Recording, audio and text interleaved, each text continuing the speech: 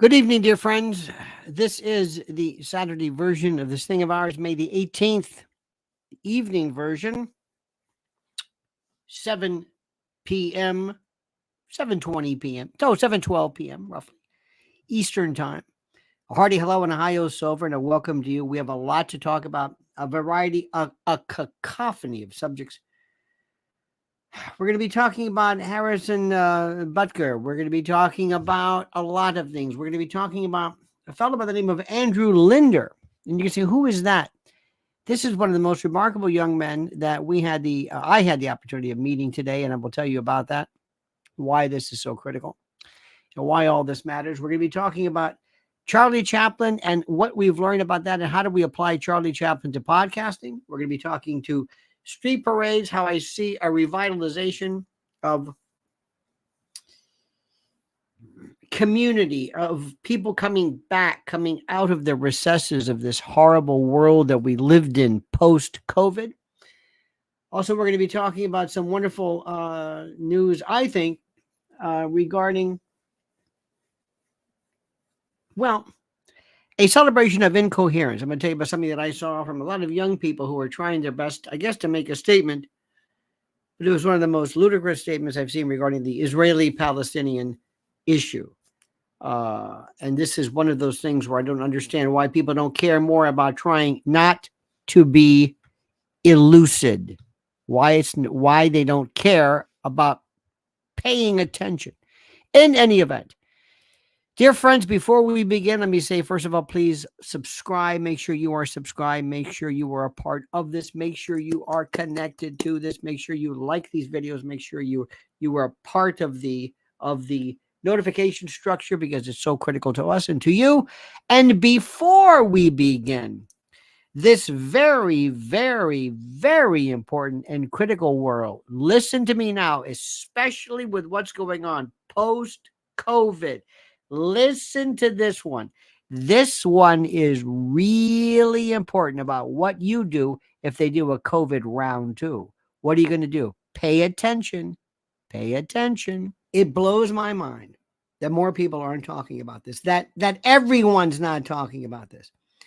The fact is that on Thursday, March 21st, the court ruled that the FDA must delete every social media post addressing the use of ivermectin for treatment or prevention of COVID-19. Now, it's been determined that the FDA lied in their demonizing of ivermectin and other effective drugs for the last 4 years, vindicating doctors like Dr. Peter McCullough, who stood strong despite every cancellation campaign.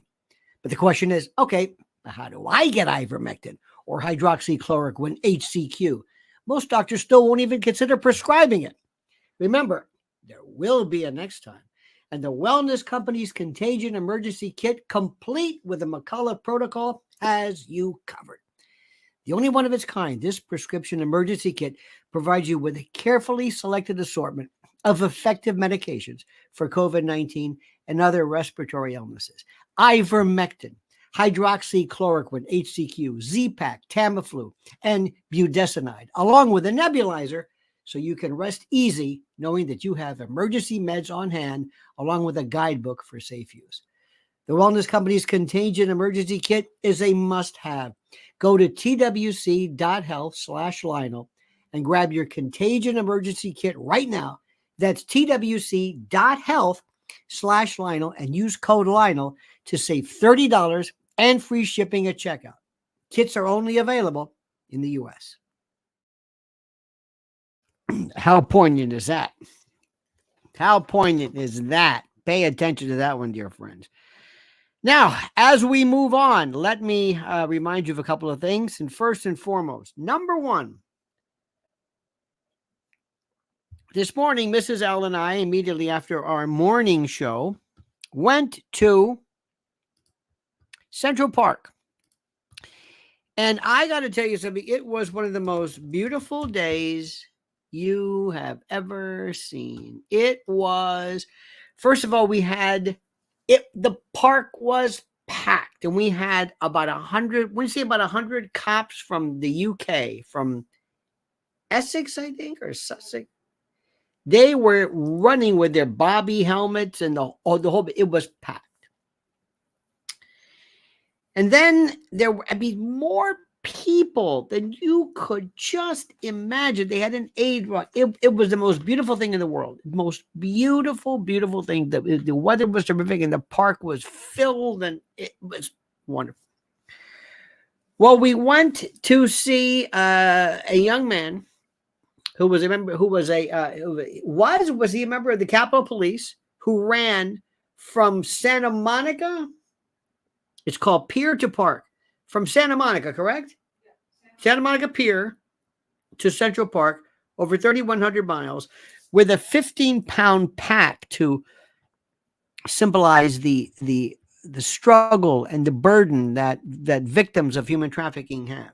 And we were there with a group from Lifeway, and this was wonderful. A group of people working with Mrs. L and Lynn's Warriors to try to help women who are trying to get away to safe houses. Anyway, it was the most beautiful thing in the world. And we were there. New York's finest were there. They had a contingent, and he came in and he broke the tape and he did it. I mean, it was something. It's called Pier to Park. You can read what he did. Incredible. Absolutely incredible. How many miles does he run a day? 42 miles a day. It was wonderful. Absolutely wonderful. Showing you the spirit of individuals, not the government. You can forget the government, because the government, if you want to know, probably is more responsible for encouraging human trafficking than anything else, up to and including the music industry, which is what the Diddy deal is all about. So that's number one.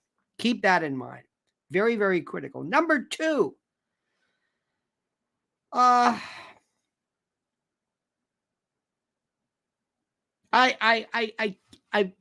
just did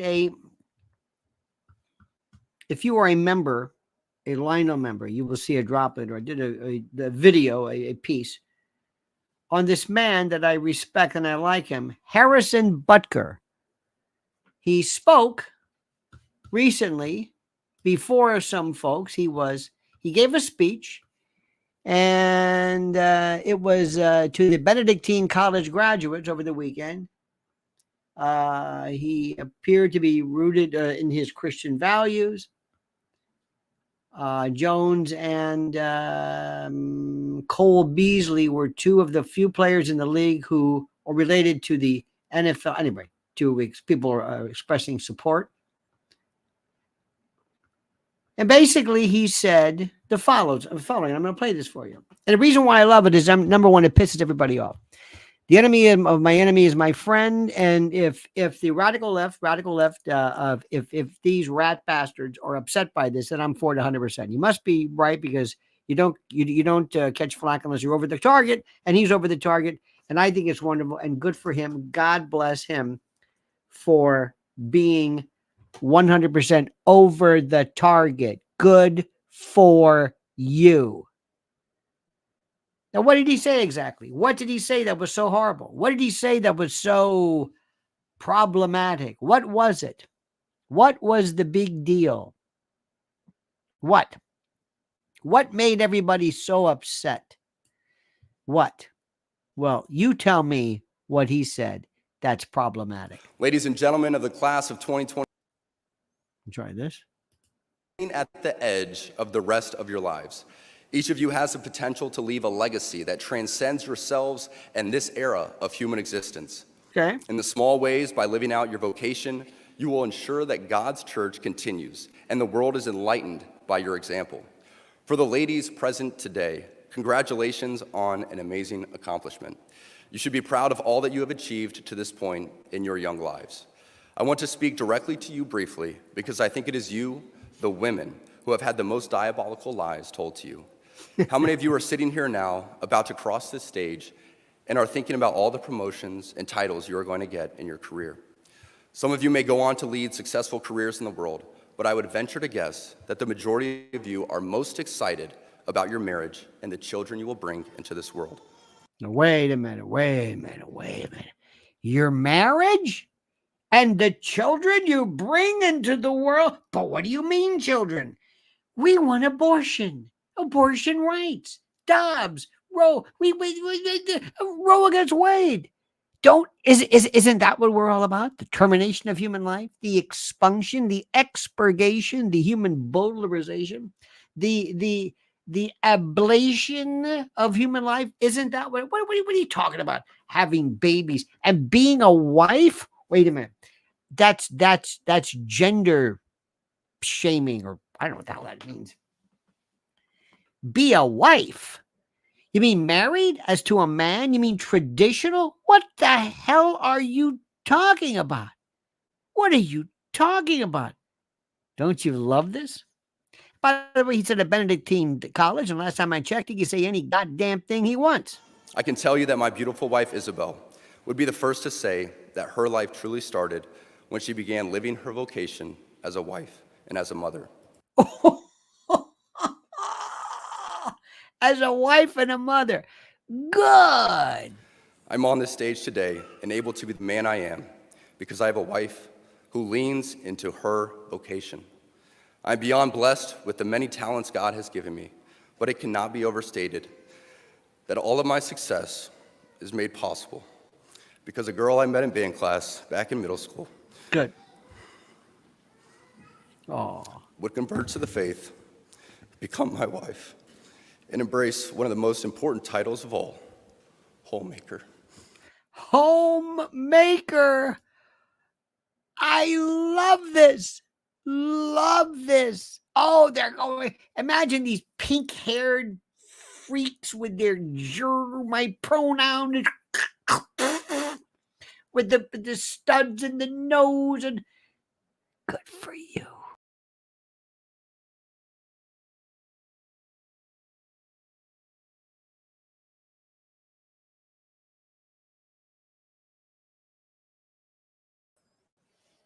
Sorry about that, Chief. Let me get that one again. This is like the most sensitive thing. My God. Let me bring it up again. Hang on a second. Let me bring it up again. Wait a minute. There we go. Okay. There we go. Gentlemen of the class of 2024, Hang on. I'm sorry about that. I don't want to make you go through this again. Though it was very good. Nothing wrong with it. Let me see where. Right around here, maybe. Let's see. Most excited about your marriage and the children you will bring into this world. Yeah. I can tell you that my beautiful wife, Isabel, would be the first to say that her life truly started when she began living her vocation as a wife and as a mother. I'm on this stage today and able to be the man I am because I have a wife who leans into her vocation. I'm beyond blessed with the many talents God has given me. Yes. But it cannot be overstated that all of my success is made possible because a girl I met in band class back in middle school would convert to the faith, Good. become my wife, and embrace one of the most important titles of all, homemaker. Homemaker. Homemaker. Housewife. Say it. Wow. Mom. Love it.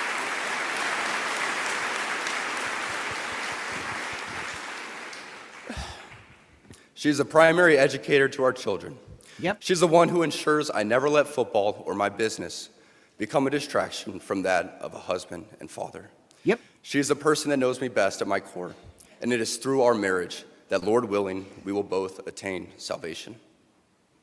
I say all of this to you because I have seen it firsthand, how much happier someone can be when they disregard the outside noise and move closer and closer to God's will in their life. There you go. Isabel's dream of having a career might not have come true, but if you asked her today if she has any regrets on her decision, she would laugh out loud without hesitation and say, heck no. As a man who gets a lot of praise and has been given a platform to speak to audiences like this one today, I pray that I always use my voice for God and not for myself. Everything I am saying to you is not from a place of wisdom, but rather a place of experience. I am hopeful that these words will be seen as those from a man not much older than you, who feels it is imperative that this class, this generation, and this time in our society will stop pretending that the things we see around us are normal. Oh, isn't that wonderful? Isn't that wonderful? I mean, And the reason why I love it, for other reasons, is because it makes the people I despise so angry. It makes the people I despise so angry. There is absolutely nothing but respect that I have for somebody who says, I want to be a mother. And if you want to be the wife, that's fine. I don't know if that's okay. But mother, homemaker, do you know how difficult that is? You see, when we were kids, when we lived in the 60s, we had mothers, a mom, and everybody's mother was home. Nobody's mother worked. Nobody. Not that I know. And when you went, we would play at people's homes. It was a different time than we go to this guy's house, and then we just kind of amass. It was like a swarm. And eventually we would just, be on bikes. We go over here. And we didn't necessarily know who these people, we knew who they were, but the mothers would just let us in. And they were called Mrs. So-and-so. And we played there, and they were like our mom, and they looked like moms, and they didn't have horrible, hideous tattoos and tramp stamps, and they weren't always trying to be sexy and take pictures of themselves and use filters and live this weird kind of a demented fantasy where all they cared about was themselves. They didn't go to gyms. They didn't jog. They didn't do Pilates. They didn't do any of that stuff. I remember the only time it ever really happened was maybe during Jane Fonda. It was a big deal when people would do exercises and working out at home. Maybe Jack LaLanne before that. But they weren't selfish. And they drove station wagons. And they picked their kids up, and they took kids to doctors and lessons and speech therapy or clarinet lessons or ballet class or tap or whatever it was. They did this. And then the father came home and you ate, and we took it for granted. It seemed like, this is rather pedestrian. It was so American. Philo Patrick, I am. Philo Patrick, look it up.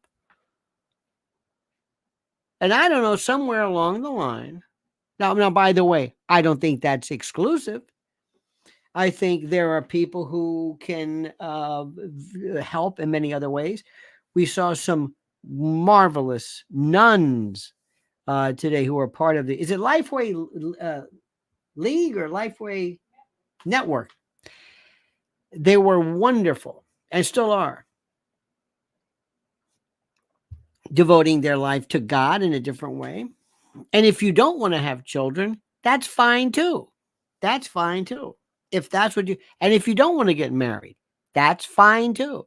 And if you're gay and you want to marry a woman or a man, depending upon whatever, that's fine too. That's okay. I mean that. I'm not saying that. Nothing wrong with that. So what? Good for you. Be happy. If you don't want to have kids, fine. If you want to adopt, fine. Be whatever it is that is a fulfillment, but do not shelve and compartmentalize and mock and demean people who believe in being mothers, who actually go to stores and can cook. Do you remember when your mother cooked? Now, I know people whose mother they say, my mother was a great cook. And she always passed on her love for cooking and experimenting. And at the time, cooking, and when Julia Child came along and the Galloping Gourmet and James Beard, really before that. And then Julia Child really changed this.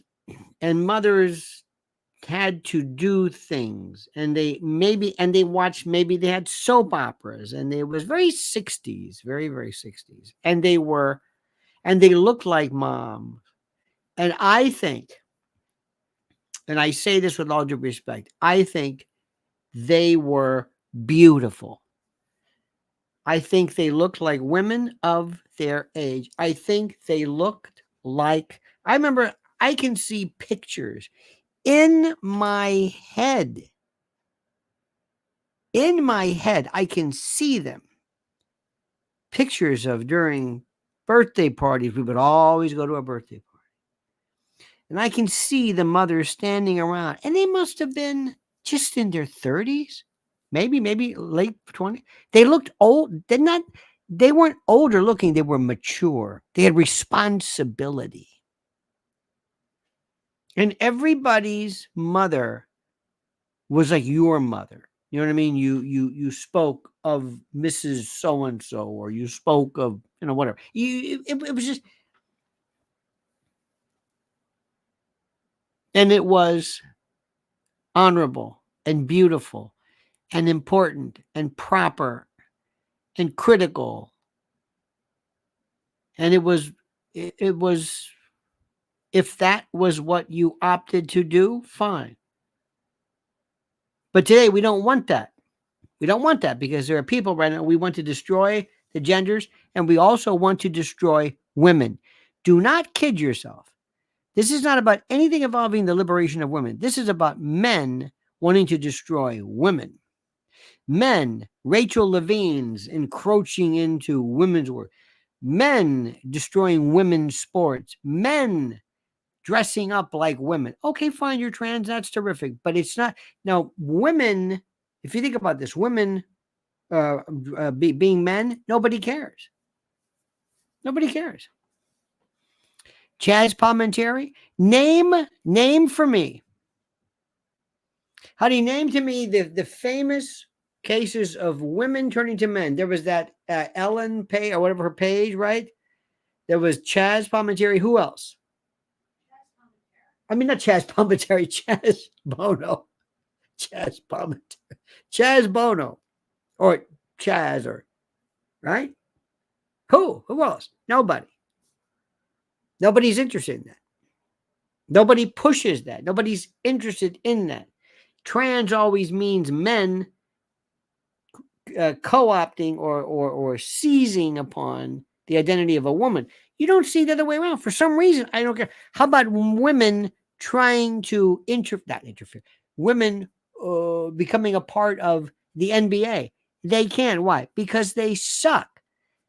You can't. They can't play against men. You know it, and I know it. John McEnroe was correct. If Serena Williams or Venus Williams, whoever these people played, they'd be 700. You see what's happening?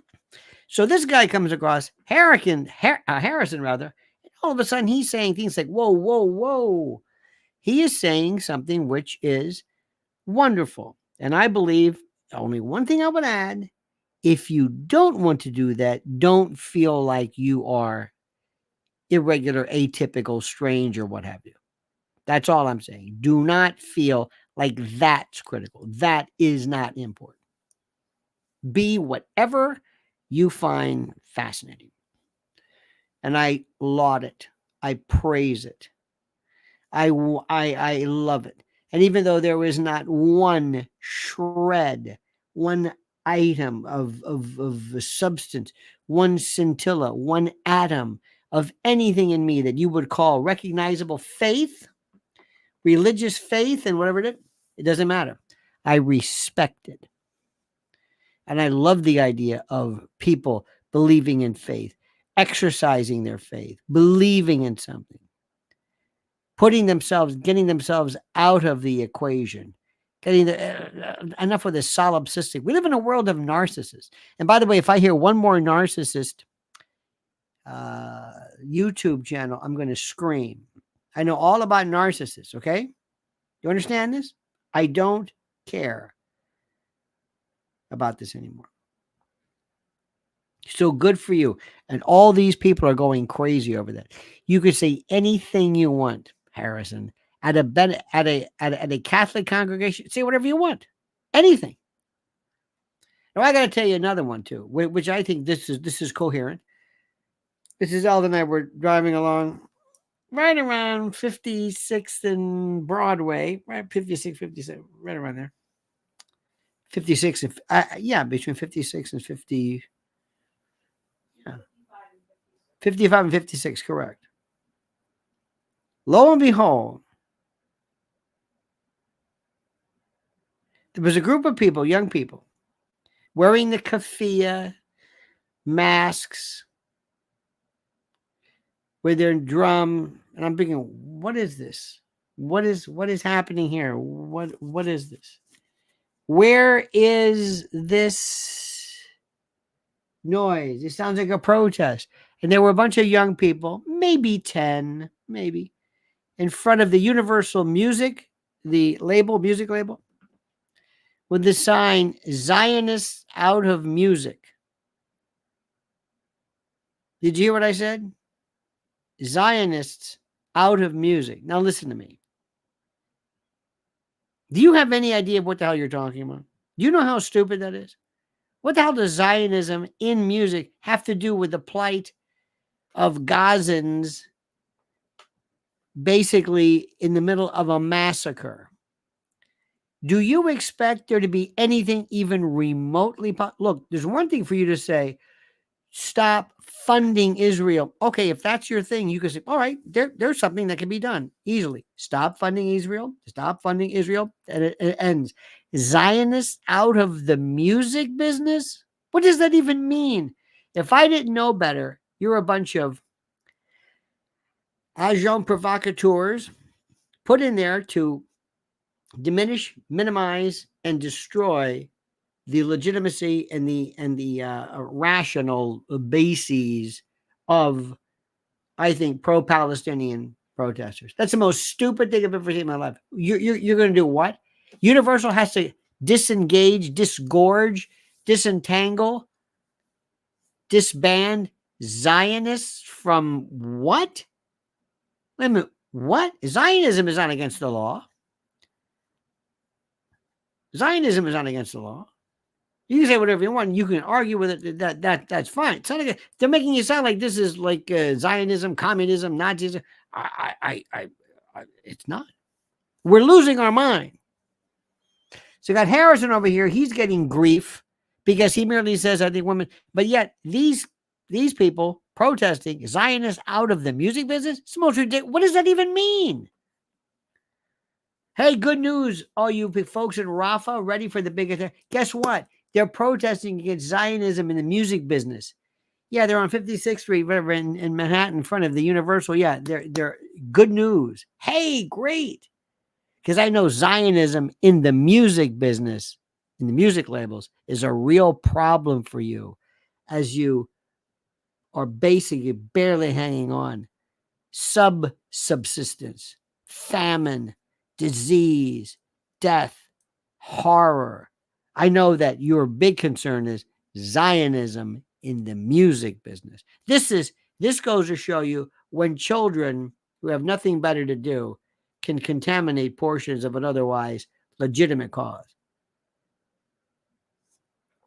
I saw the same thing during Occupy Wall Street.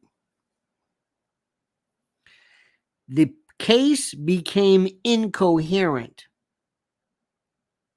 At least that one was.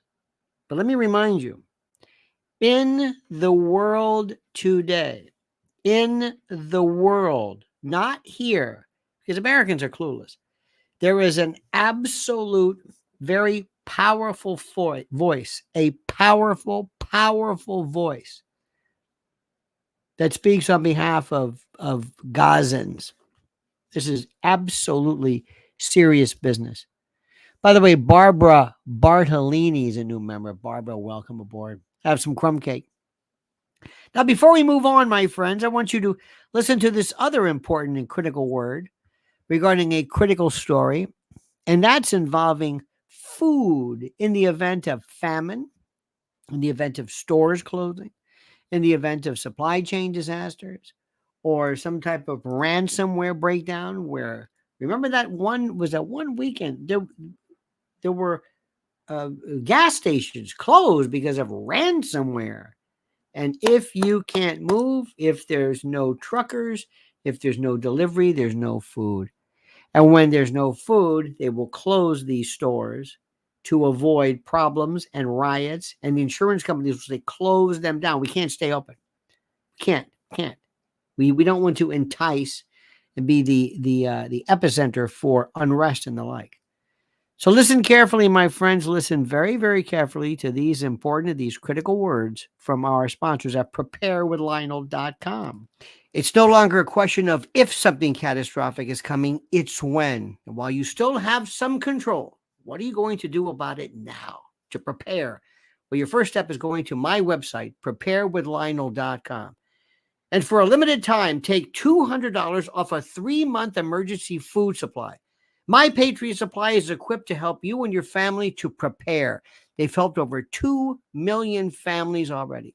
These 3-month kits with Ready Hour foods provide over 2,000 calories every day with 22 varieties and a 25-year shelf life. Breakfast, lunches, dinners, drinks, snacks, everything.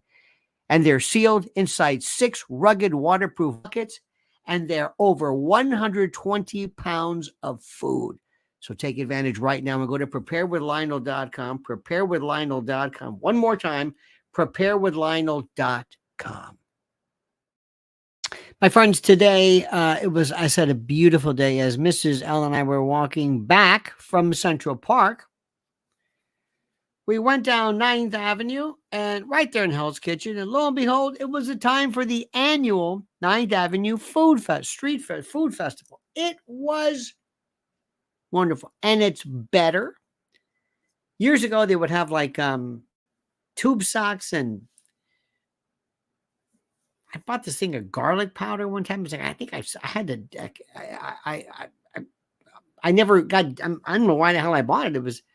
But weird stuff, weird people. They had, of course, sausage and peppers, some kind of crappy games. This year, it was much better, much more eclectic, and it was wonderful seeing people just having a great time. It was so prototypically so New York. It's like from 56th 9th Avenue all the way to, I don't know, who knows. It's wonderful. Very, very, very New York. People having good, kids loving it. And the smell of barbecue.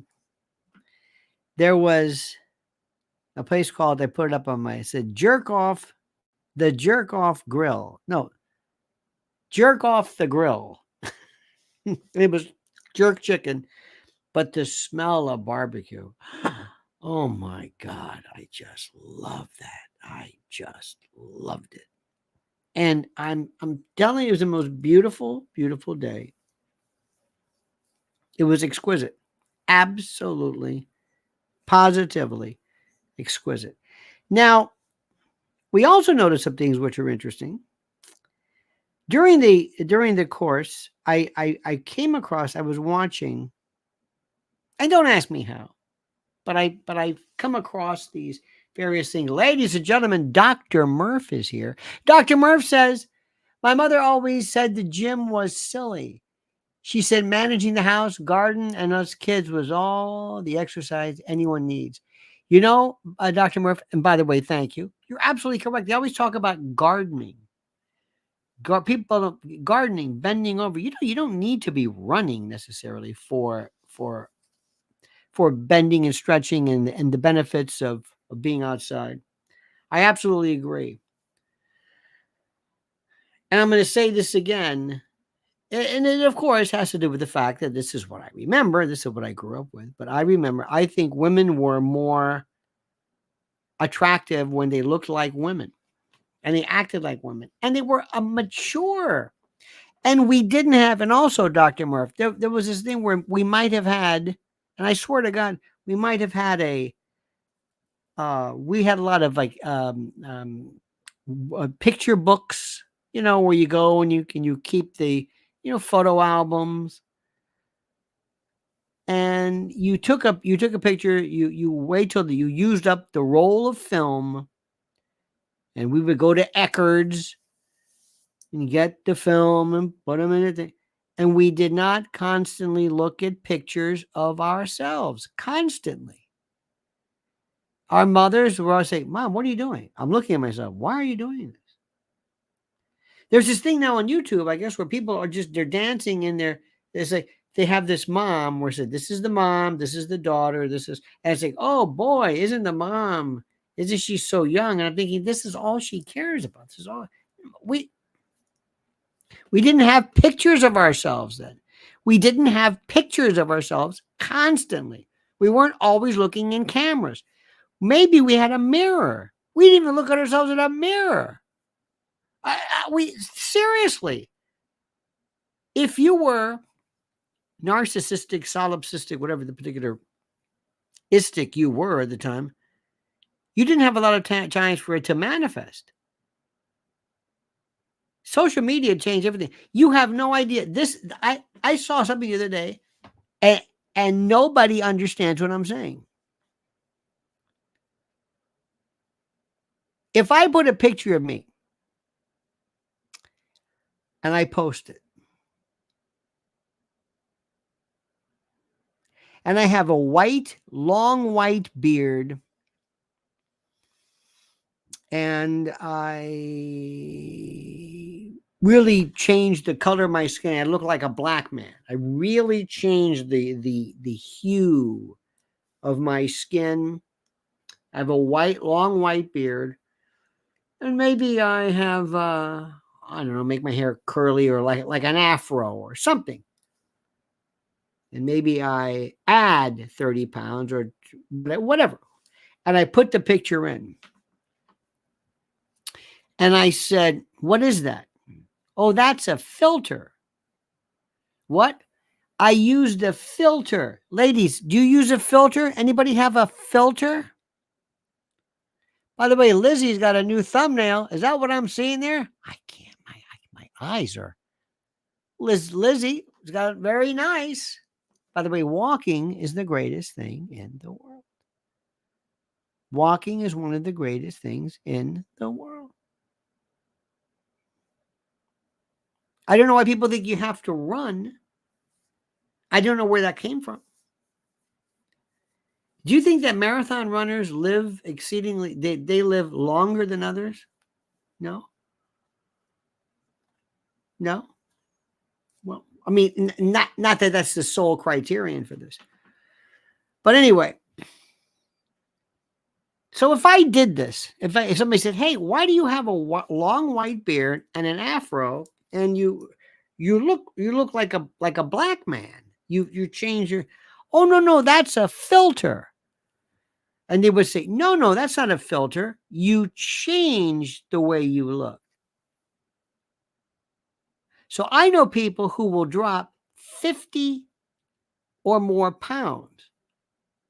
50 pounds. They will slim themselves up.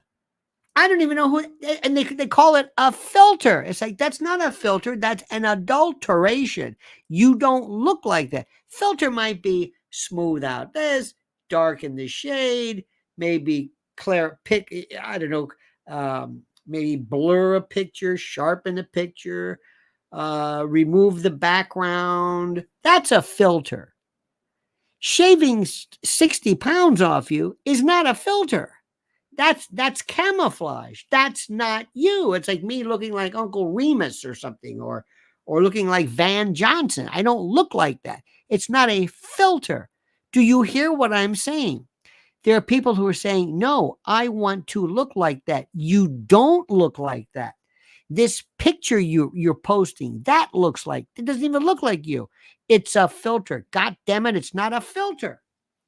You are distorting yourself. You don't look like this. You want to look like this.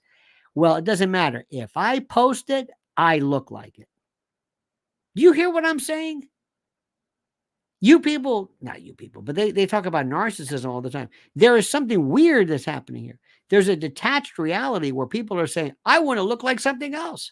I don't want to look like this. So I'm going to say I look like this.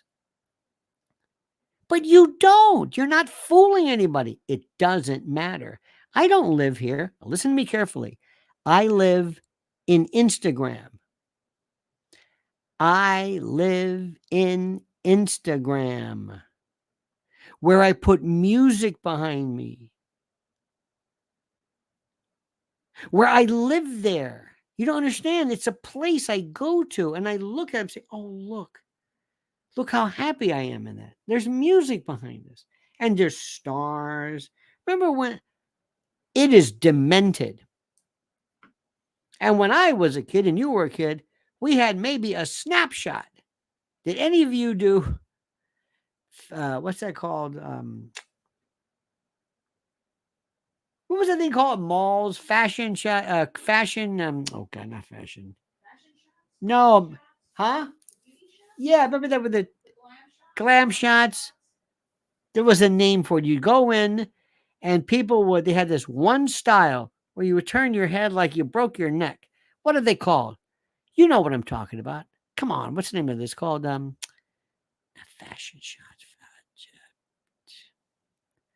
There was a name for it. Glamour shot. Yeah, glamour shots, but there was a name for it. It's called anyway. That was as close to it as anything. That's it. Yeah, glamour shots. Okay. That was it. Glamour shots. Yeah. Glamour shots by Deb. I love that. Deb. Yeah, glamour shot. Remember that? So 90s. That's right. That was maybe you went to a photographer. Did you ever go to a photographer where you're staying there, where you're standing there next to your sisters or your brothers and your the old man and the mother's are front, and you stood to the side and you put like your hand on the shoulder and you have this stupid background like a babbling brook or a library or it's stupid. There was one of the BTK killer. Remember him? Dennis Reader. Was it Dennis? BTK was him? Yeah. Ridgway was a Green River Killer. Yeah, this is anyway. He's in one of these things. That's it. Maybe you had a picture. Maybe you had a picture of your from school. Remember when you take a school picture? Maybe you did that one. When I was at Jesuit High School, 1972 was our first. Actually, we started in 71. But 72 was our freshman year. And they had the worst photographer. I've got my book here. It is the worst thing. And we had a guy whose father was the photographer, and he wanted to say whiskey. He thought that was like cheese whiskey, and he would say whiskey. He'd say what? And click. They would do the click, and all of us are like this. We all looked like we were like demented.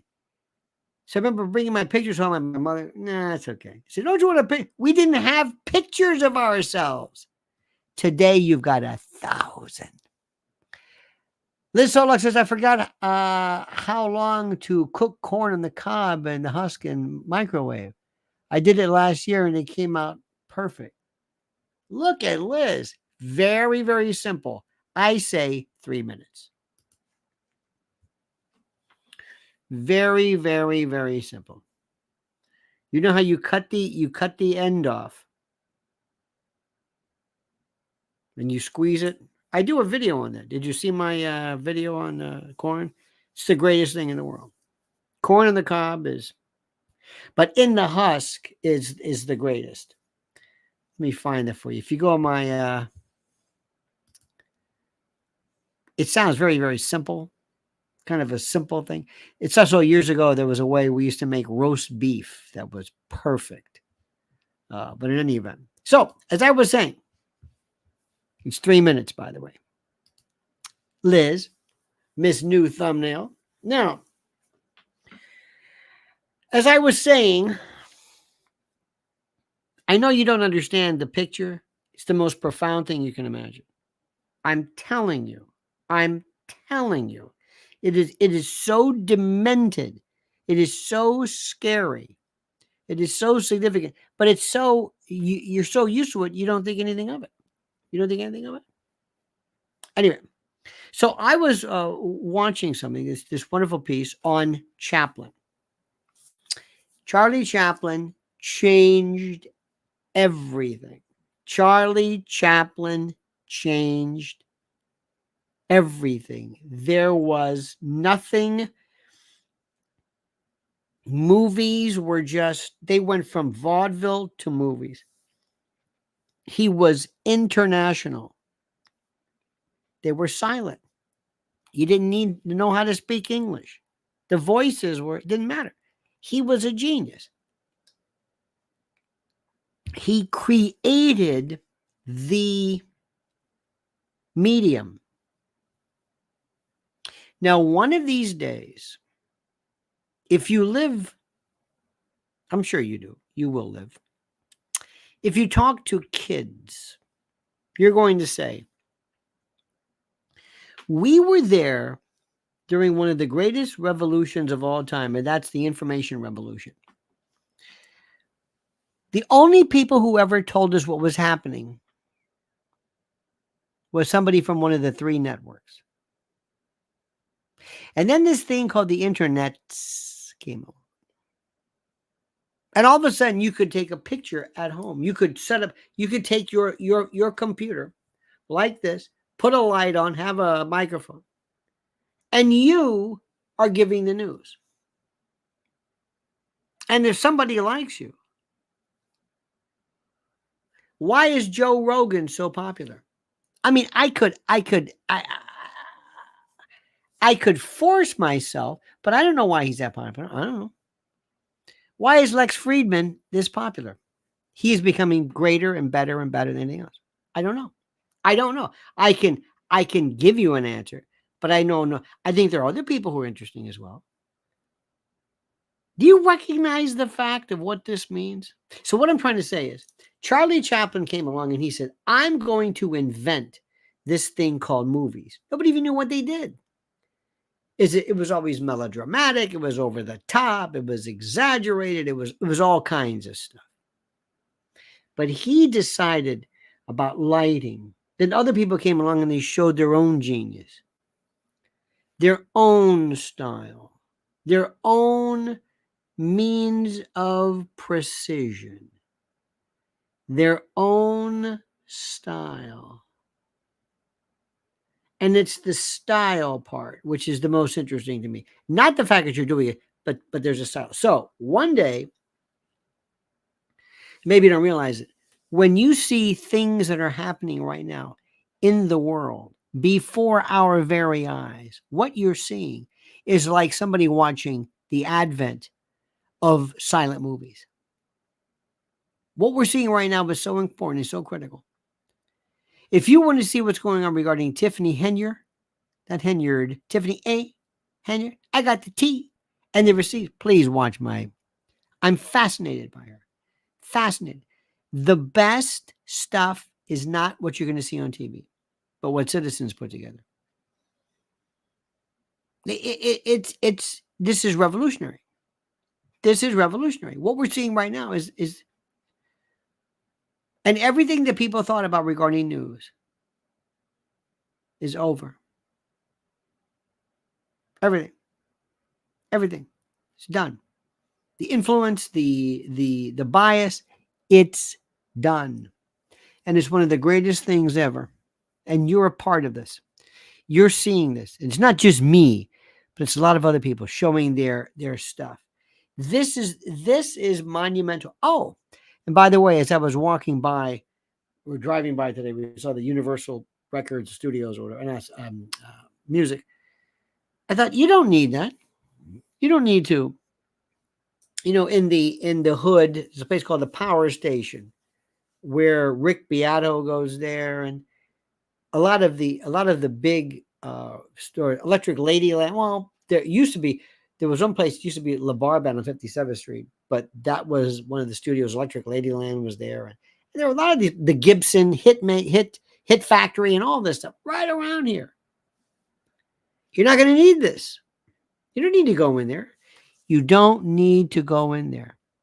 Stand by for a second, dear friends, for our final word of response and suggestion from a great man, a glorious man, a beautiful man, a guy who was just, he stands for so many good things. His name is Mike Lindell, and the product is called MyPillow, and it's mypillow.com, promo code Lionel. It's time yet again, my friends, to hail and salute our great friends at mypillow.com. And if you use promo code Lionel, you'll get a free gift. No purchase necessary. And yes, I know a free gift. It's a tautology, so sue me. But first, listen carefully.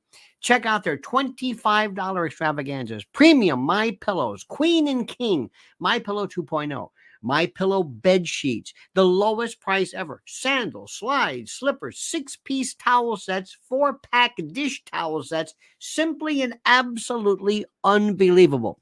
So go to mypillow.com/Lionel, mypillow.com promo code Lionel, or call 800-645-4965 and watch how fast Mike Lindell answers the phone. mypillow.com, simply and absolutely the best. Dear friends, indeed. Stand by for a second. Let me go here. Let's see, we got it. Oh, Liz Solak says, I forgot. Oh, sorry, you I already read that. Yes, I'm sorry. I'm reading your Corin question one more time. You know, my friends, I want you to just step back for a moment and always look and always ask, where am I right now? And look how things are changing drastically. Look how things are changing drastically. I want, by the way, Liz, for others to remind you that for reasons I don't know, but when I was growing up as a kid, we had, maybe you were the same way. Vegetables were, it was okay. In the 60s, we had salad. And salad was like, okay. Salad meant iceberg lettuce. That was it. With a tomato, maybe a cucumber, and if you're crazy, maybe a little bit of green pepper or something. Then you had that, remember that Green Goddess restaurant? You had, or that dressing, you had that little shaker, the carafe, where you put the stuff in, you shake it up, and it was the Italian dressing, and you poured it around. That was as exciting as it got. Iceberg lettuce. That's it. Iceberg. Period. Iceberg lettuce. You got it? Good. That's as good as it got. Iceberg lettuce. Then all of a sudden somebody says, okay, maybe if you're feeling kind of crazy, maybe if you're feeling a little crazy, maybe we'll go into something like, I don't know, something like spinach salad. Oh my God. That's right. Spinach salad. Ooh, with bacon and that's exotic. Remember that one? Maybe, oh my God, spinach salad. Jeez, that's God. Right? See how that thing works? That was spinach salad. Then maybe Caesar salad. Whoa! Now we're getting crazy. Caesar salad. Dear God. Wow. Remember that? It was just, and then growing up as a kid, remember when I don't know about you, but Chinese food? We didn't have Chinese. It was Chungking. Remember that? Remember Chungking? That was it. Chungking. And then there was maybe there here, by the way, this is my corn email for you, Liz. This is for you. This is my corn email. This is one of the best things ever. There we go. You know who has one of the best cooking shows around? I want to give you this guy's name, and I'm sure you found it. I want to make sure I get his name correctly. I want to make sure I get his name correct because there is so much, and thank God there's so much great stuff. Hang on. His name is Chef Jean-Pierre. He has one of the best. Chef Jean, like Corinne Jean-Pierre, but Jean -Pierre. He goes, hello, my friend, the oignon. It's the best. including things about how to chop onions, how to slice, how to do certain things, how to make sauces, little tricks, little whatever it is. But going back to vegetables, when we were kids, we didn't have them. Maybe asparagus. You can go to a store right now and get everything from kohlrabi to name it, star fruit, to different kinds of mushrooms, from lion's mane to trumpets to oysters, and probably just the plethora of food today. Please enjoy vegetables. You will never need, and I know people don't understand this and they don't want to hear this, and I am not preaching. You never need meat. Ever. You don't need it. And it's okay. I'm not trying to feel it tastes great. Oh my God. But everything you know, beans and just everything you know. Everything you need, I should say. Let me also tell you something.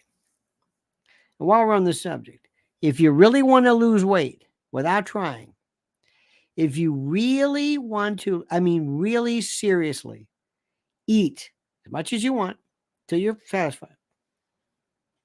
I know people, it goes against everything, and believe me, I was one of those people. I thought, there's no way I'm going to do this. But you cannot believe how much there is to eat without meat. And you will not believe how much weight you lose. And you're not even trying. That's all I'm going to say. And vegetables are just unbelievable. And every culture, every country, everybody has it. When it comes to things like meat, you can barbecue it, you can fry it, you can saute it, you can stew it, you can do whatever it is. That's fine. But vegetables, seemingly endless. Try getting into something. Use a tagine. You ever done that before? Oh, brilliant. Brilliant. Make your own bread.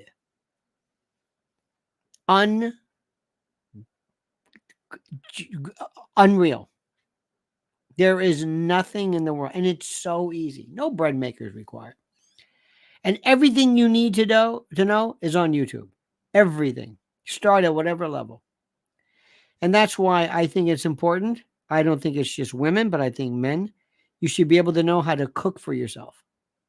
It's one of those things in life. You should be able to know what to do. How to think when you go to the store. How do you prepare stuff? That's it. There are some people, it's one thing not to like how to cook. I understand it. But to not know how to cook, where you can't do it. I remember one time there was I don't think I ever saw, my father never cooked anything in his life. Maybe an egg or something for himself, but never. I saw one time the Honeymooners. And it was Ralph. No. I Love Lucy. And the girls were out. And it was Ricky and Fred. They were upset. And they had a can of like beans or something with the lid up. They obviously used and they were eating cold beans out of a can because Lucy and Ethel weren't able to cook for them. They didn't know what to do. They were lost. It's the most stupid thing how can you not know how to cook something? How can you not know? There are people that I know who cannot cook. They don't know how to do anything. They don't know how to do anything. And let me also tell you something right now. If you can get a hold of this, they're not a sponsor. I'm just telling you the best tomato sauce in the world for a foundation. Marinara is terrific. If you think that you need meatballs in the spaghetti for marinara, the best is a company out of Brooklyn called Victoria. You get it online. It's the best. Period. End of discussion. Go online, see how they make it. They got the VAT. They got it's simply the best there is. And it's closest to a sweeter, kind of a Southern Italian, more of a Sicilian, kind of a sweeter, more Northern, kind of, I don't want to say it's bitter. It's a different style. It's a different style. I'm just telling you. And now that the season's coming here, we have our farmers markets are opening up. We go to a place in New Jersey, in a place called Colt's Neck. I love it. It's called Delicious Orchards. And it is just holy cow. And when Jersey corn comes in, that's it. That's it. And the tomatoes, I swear to God, there is nothing. You never knew. Most of you wonderful people have never tasted something that's so sweet and so red and so where you cut it, the water. I mean, because you get those kind of waxy Gordon. You know those kind of tomatoes that are no. It is God's bounty, nature's bounty, my friends. Okay, I mean that sincerely. All right, dear friends. The brand new video is up, I believe. Hang on a second. The video, please see this. Please see the video regarding my thoughts on Mr. Butker, as it were. Let me see. Is it here? Just a second. Is it here? Just a minute. Just a minute. Hang on. Take it easy. Yep, there it is. There it is. Let me give this to you right now. It just opened up at 8 o'clock. By the way, Lionel channel members always get them early. A little bit of a perk, a little bit of a thank you for your support. Here it is right now. Check out my thoughts and comments regarding this brave man for being able to say whatever he wants. Now, I want you to follow Mrs. L. She has an incredible, she knows more dirt about the music business than you will ever know. And if I didn't know better, I'd swear the music industry is a front for human trafficking. You understand this? You got that? So follow her right there at Lynn's Warriors. Right there, my friends. Lynn's Warriors. Make sure you go there and you do it right now.